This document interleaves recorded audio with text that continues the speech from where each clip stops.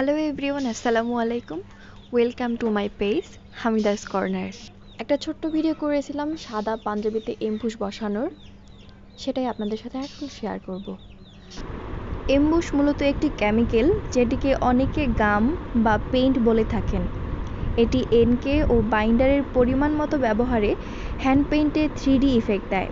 আমি তো এটাকে জাদু রং বলি, কারণ এমবুশ শুকোনোর পর আয়রন করার সময় অপর পিঠ থেকে যেভাবে ফুলে ওঠে সেটা সত্যিই বিস্ময়কর। আমার তো দারুণ লাগে।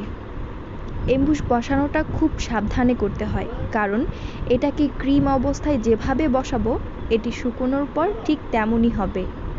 এমবুশ বসানোর পর এটাকে ওভারনাইট শুকোতে হয়।